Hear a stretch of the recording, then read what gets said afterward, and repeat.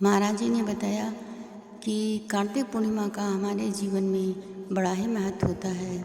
इस दिन लोग गंगा स्नान करते हैं, तुलसी की पूजा करते हैं और पुण्य प्राप्त करते हैं। आज की कहानी इसी पर आधारित है कि शंखचूड़ नाम का एक असुर था जो बहुत ही धार्मिक प्रवृत्ति का था। वह हमेशा ईश्वर की आराधना में लीन रहता था, लेकिन उसकी कोई भी संतान नहीं थी। इसलिए उसने भोलेनाथ की आराधना की और उसके बाद उसने उनसे वरदान प्राप्त किया। भोलेनाथ बाबा ने उसे संतान होने का आशीर्वाद प्रदान कर दिया। कुछ दिनों के बाद जब उसे संतान उत्पत्ति हुई तो उसने उसका नाम शंखचूड़ रखा। शंखचूड़ भी अपने पिता की तरह धार्मिक प्रवृत्ति का था, बहुत ही बलशाली और पराक्रमी था। कुछ दिनों के बाद उसने भी भगवान को प्रसन्न करने के लिए ब्रह्मा जी की आराधना की।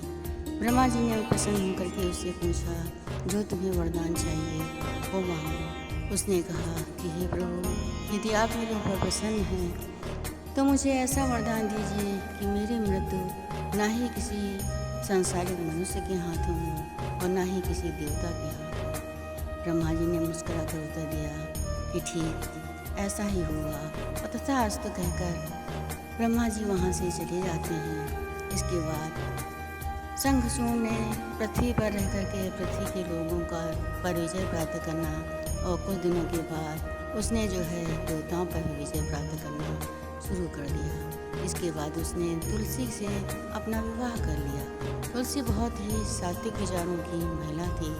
तुलसी विवाह हो जाने के बाद जब कभी भी शंखचूड़ युद्ध के लिए जाता था, अगर उसका एक बूंद खून धरती पर गिर जाता था, हजारों असुर पैदा हो जाते थे। ये सब देख करके देवता अत्यधिक घबराने लगे कि शंखचूड़ का तो पराक्रम दिन पर दिन बढ़ता ही जा रहा है। इसी समय देव दीपावली को भगवान विष्णु निंद्रा से जाग जाते हैं। जब वो ये सब देखते हैं तो उन्हें बड़ा आश्चर्य होता है कि शंखचूड़ तो अपने कार्यों में धीरे धीरे आगे बढ़ता जा रहा है और उसके साथ तुलसी का विवाह हो चुका।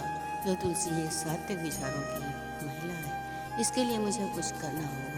इधर जब देवताओं के साथ युद्ध हो रहा था तो भगवान विष्णु शंखचूड़ का वेश धारण करके तुलसी के राजमहल में प्रवेश करते हैं, जिसे देख करके तुलसी अत्यधिक आनंदित होती है और कहती है, अरे आज तो आप बहुत जल्दी आ गए, आपका युद्ध पूरा हो गया। शंखचूड़धारी भगवान ने कुछ भी उत्तर नहीं दिया और तुलसी को उसके शयन कक्ष में ले जा करके उसका मत्था चूम लिया। जैसे उसका मत्था चूमा वैसे ही तुलसी को ज्ञात हो गया कि ये हमारे पति नहीं, उनकी कोई और नहीं। उन्होंने कहा कि भगवान विष्णु से कि आपने छल से प्रभु हमारा मत्था चूमकर मेरे सत्यत्व को नष्ट कर दिया, अब तो मेरे पति का अंत निश्चित है।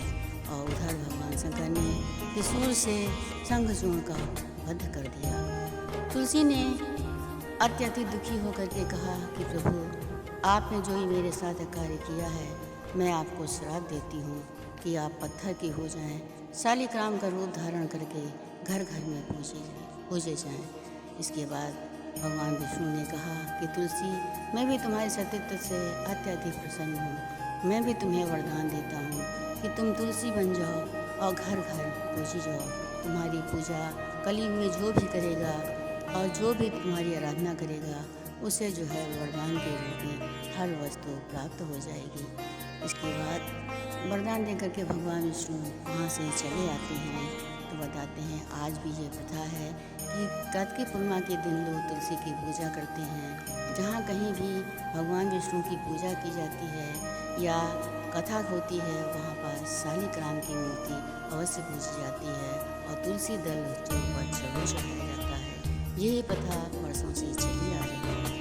इसके बाद महाराज जी ने कहा, संसार में रहने वाले जो भी मनुष्य ईश्वर की आराधना करते हैं, शालिग्राम जी की मूर्ति पूजते हैं और उनकी कथा कहते हैं, तुलसी का पेड़ पूजते हैं, उनको वरदान के रूप में परमात्मा कुछ न कुछ अवश्य प्रदान करते हैं। प्रेम से बोलो परम संत श्री ठाकर सिंह महाराज की जय।